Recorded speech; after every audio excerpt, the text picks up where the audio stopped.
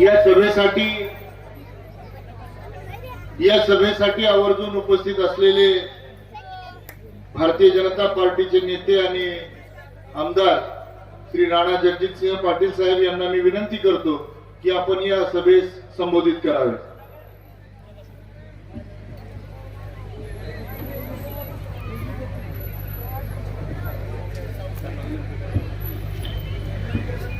डावीकडे जे उभे आहेत त्यांना विनंती आहे की मागे आपण कृपया बसून घ्या.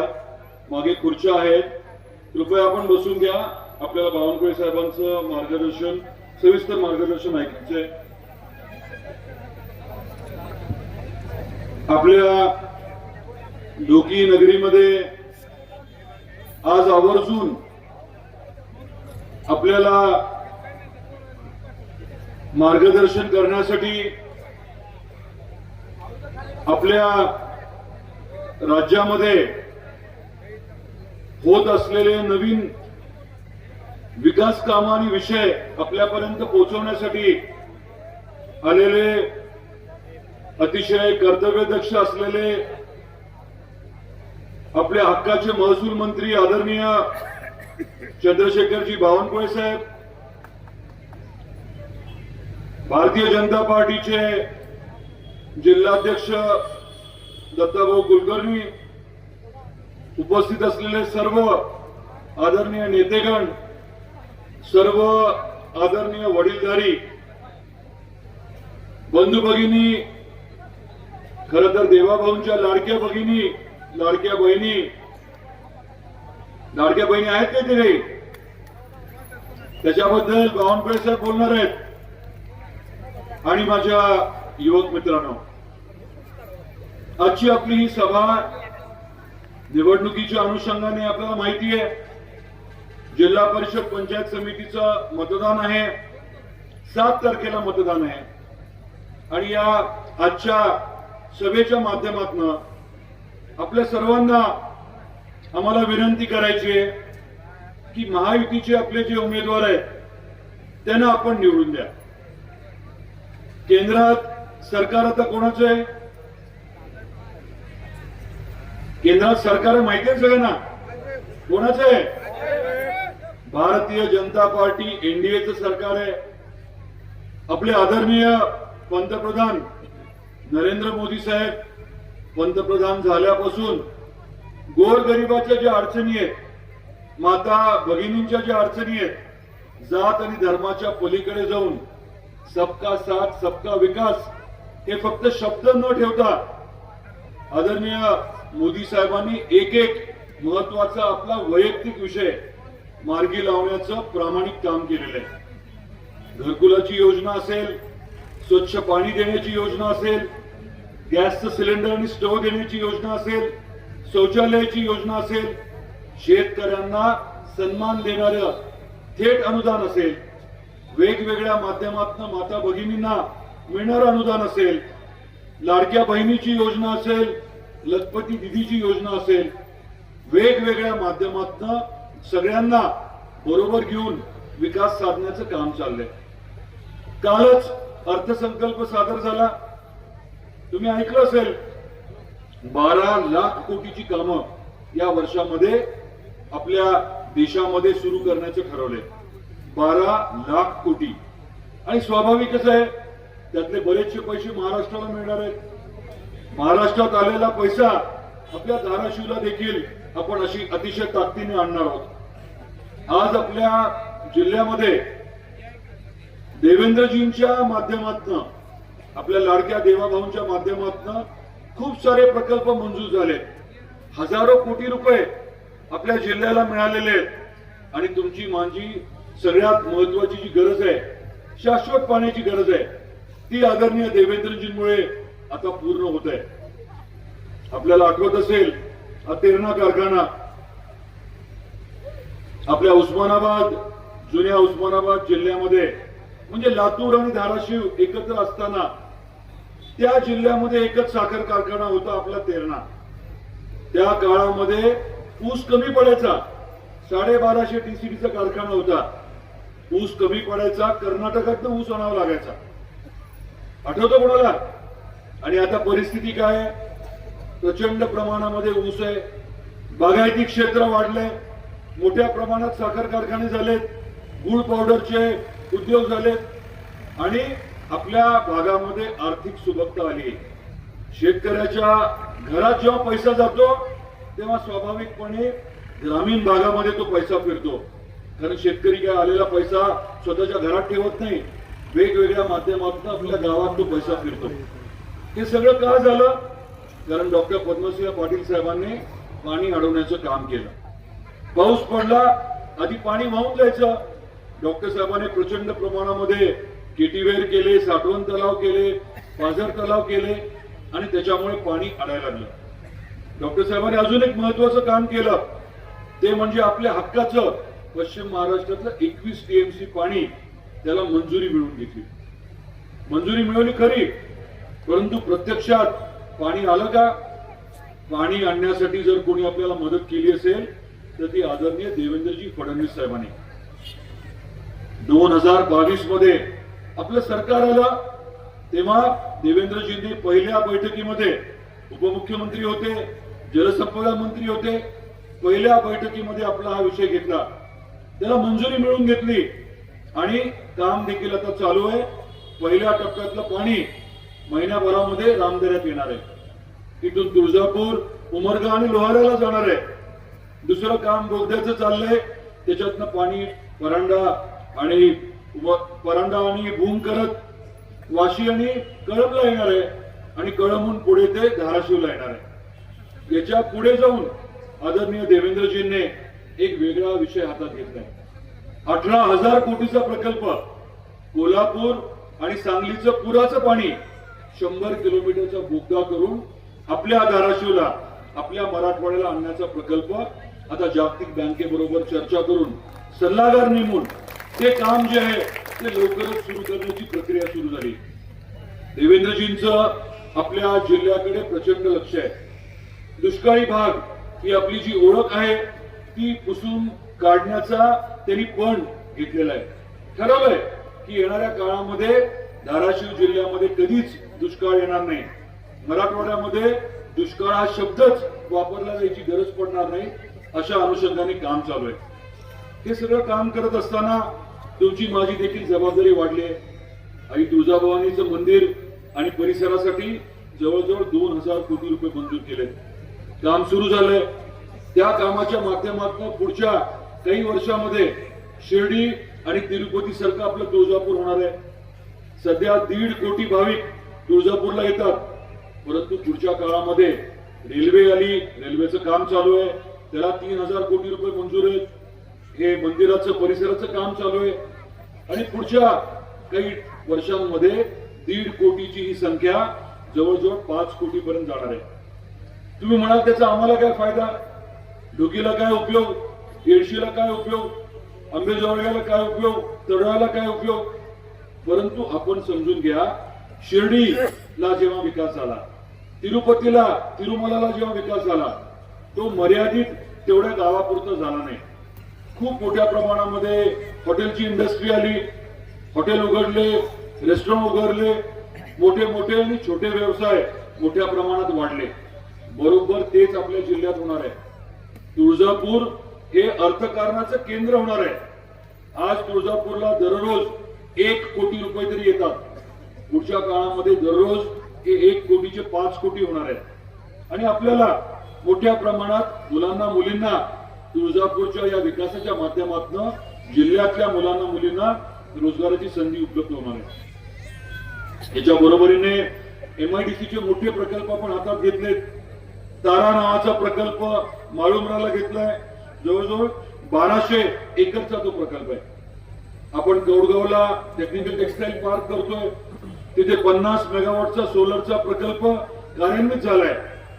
तिथेच आपल्याला मला आवर्जून सांगायचंय, आता 12 कोटीची रस्त्याची वगैरे कामं चालू आहेत. वडगाव सिद्धेश्वरला MSME पार्क आपण करतोय, भूसंपादन झालंय, तिथले विकास कामं लवकरच सुरू होणार आहेत.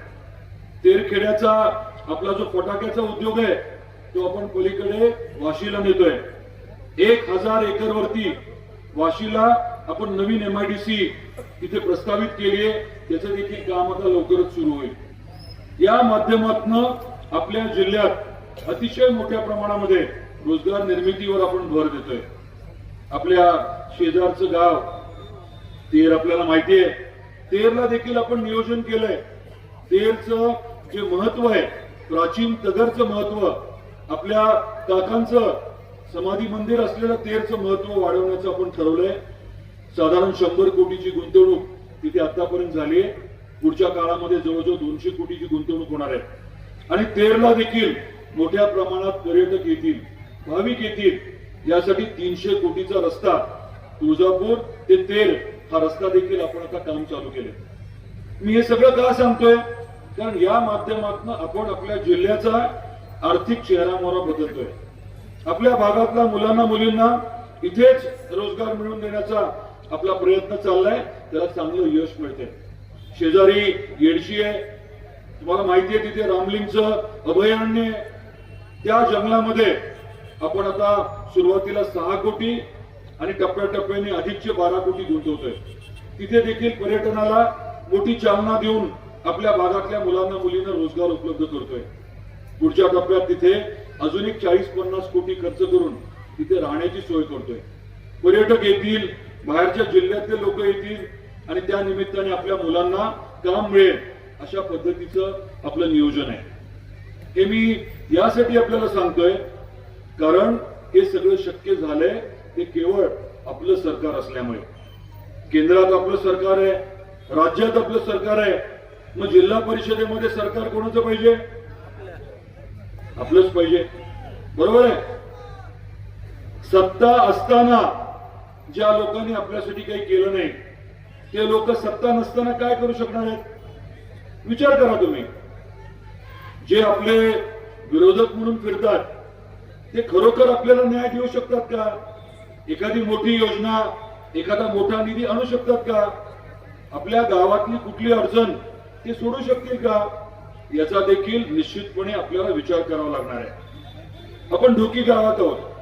इथे देखील पेरणा कारखान्याची जी जमीन आहे, जी कारखान्याला लागत नाही, तिथे देखील मोठा प्रकल्प आणण्याचं आपलं नियोजन आहे. इथे देखील औद्योगिक वसाहत निर्माण करण्याचं आपलं नियोजन आहे. आणि टप्प्याटप्प्याने हे सगळं घडताना आपल्याला दिसणार आहे. माझी आपल्या सर्वांना विनंती ही आहे की आपलं सरकार आहे, देवेंद्रजी आपले आहेत, आपल्या अडचणी त्यांना माहिती आहेत. बावनकुळे साहेब तर गेल्या काही महिन्यांमध्ये त्यांनी रेकॉर्डच केलंय. त्यांनी जेवढे शासन निर्णय घेतलेत गोरगरिबांसाठी, सर्वसामान्यांसाठी 37 पेक्षा जास्त निर्णय घेतले. त्यांच्या आधी एवढे निर्णय कुठल्याच महसूल मंत्र्यांनी घेतलेले नाहीये. कबाल्याचा विषय, कुणाला इथे कबाल्याच्या विषयाची अडचण आहे का? किती लोक आहेत? किती कुटुंब आहेत आपले? किती कुटुंब आहेत? 500 कुटुंब आहेत. शेजारी तेर आहे. प्रत्येक गावातली अडचण आहे, शहरातली अडचण आहे. आणि त्याबद्दल बावनकुळे साहेबांनी योग्य मार्ग काढलाय. त्याबद्दल ते सांगतील आपल्याला. पण असे जे विषय आहेत, शेतकऱ्यांना लागणारे शेत रस्ते, पाणंद रस्ते, आपला नेहमीचा विषय.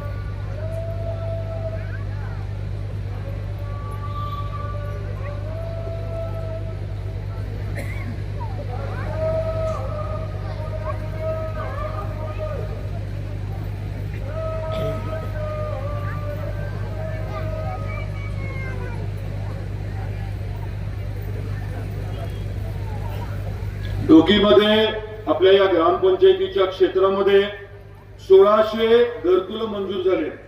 कुठल्या योजनेमधनं? प्रधानमंत्री आवास योजना. देणारं कोण आहे? प्रधानमंत्री आहेत.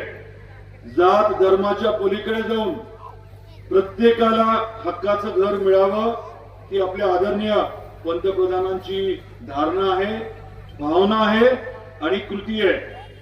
त्यामुळे हे जे घरकुलं आपल्याला मंजूर झालेली आहेत ती केंद्र सरकारने मंजूर केलेली आहे, मोदी साहेबांनी मंजूर केलेली आहे. जर दुसरं कोणी त्याचं श्रेय घेत असेल तर तो साफ खोटारडेपणा आहे. मला आपल्याला हे सांगायचंय की आपली जी जमीन आहे, गायरान जमीन आहे, त्याच्यावरती झालेलं अतिक्रमण, आपण तिथे जर राहत असाल तर तिथे देखील घरकुल देण्याच्या बाबतीत बावनकुळे साहेब आपल्याला सांगणार आहेत. आपण आपल्या राज्यामध्ये खूप ताकदीने आता पुढे जातोय, मोठी मोठी कामं करतोय आपण. शेतकऱ्यांची अजून एक अडचण आहे ती म्हणजे वीज दिवसा मिळावी. बरोबर आहे का? रात्रीच पाहिजे वीज? दिवसा वीज पाहिजे म्हटल्यानंतर आपले आदरणीय मुख्यमंत्री देवेंद्रजीने खूप वेगळी योजना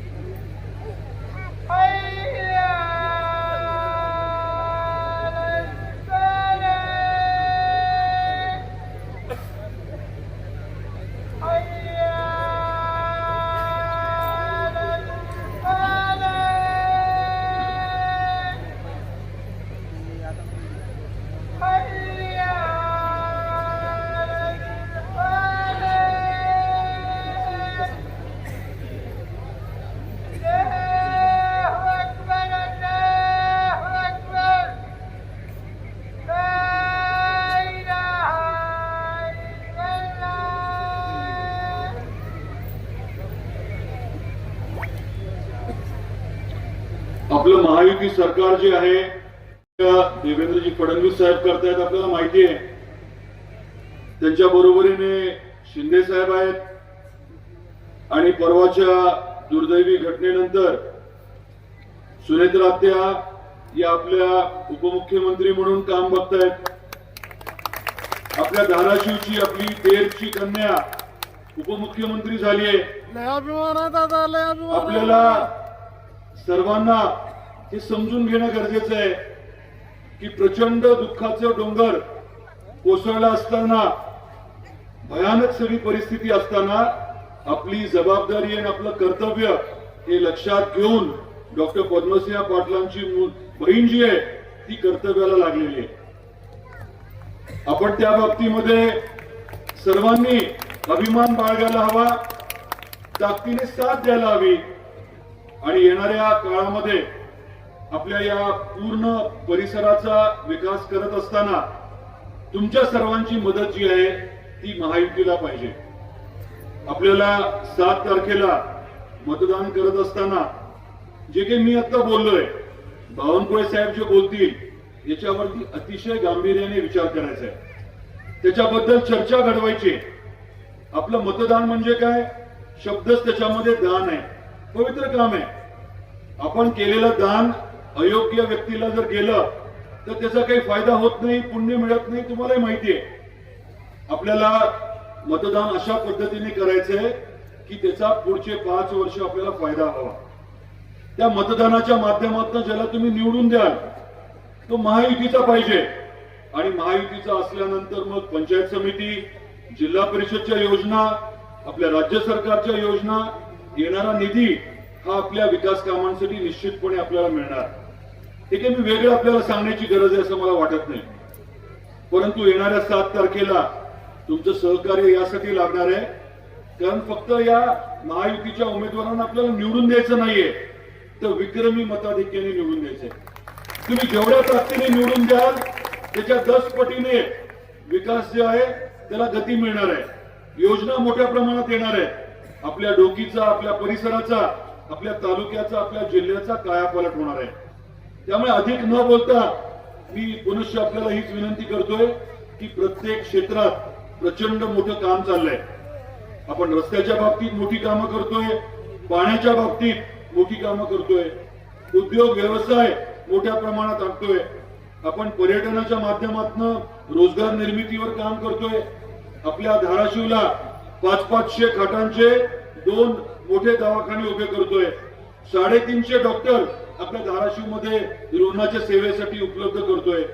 कुठेतरी बार्शीला जा, सोलापूरला जा, पुणे मुंबईला जा, हे कमी होईल. प्रत्येक क्षेत्रात आपण काम करतोय.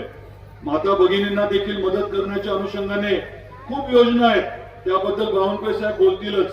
हा सर्वांगीण विकास करत असताना आपलं दैनंदिन जी काही उपजीविका आहे, महिन्याला घरात येणारे पैसे आहेत ते वाढवण्याचे आपण प्रयत्न करत असताना आपली देखील मोठी जबाबदारी आहे, याची मी आपल्याला आठवण करून देतो. आणि शेवटचा मुद्दा, सबका साथ सबका विकास आपण ऐकलंय. त्याच्या पुढे काय? सबका साथ सबका विकासच्या पुढे काय? सबका विश्वास. विश्वासाने आपण पुढे चाललोय. आणि शेवटचं म्हणजे सबका प्रयास. मोदी साहेब जे बोलतात प्रचंड त्याला अर्थ असतो. शेवटचा जो मुद्दा आहे तो मला परत एकदा आपल्याला सांगायचा आहे, तो म्हणजे सबका प्रयास. तुमच्या माझ्या प्रयासातून, प्रयत्नातून आपल्या जिल्ह्याचा कायापालट होणार आहे. आणि तुमच्याकडनं प्रयास हा 7 तारखेला अपेक्षित आहे. महायुतीचे सर्व उमेदवार आपण निवडून द्यावे. आपलं चिन्ह माहिती आहे का सगळ्यांना? काय काळे साहेबांनी सांगितलं असेल ना? कमळ कमळ कमळ. सगळ्यांनी हात वर करून जरा बावनकुळे साहेबांना सांगावं, आपलं चिन्ह काय? आपलं सर्वांचं चिन्ह काय? कमळ. 7 तारखेला कमळाच्या समोरील बटन दाबून आपण आपल्या महायुतीच्या उमेदवारांना अतिशय प्रचंड बहुमताने निवडून द्यावं ही पुनश्च विनंती करतो आणि थांबतो. जय हिंद, जय महाराष्ट्र.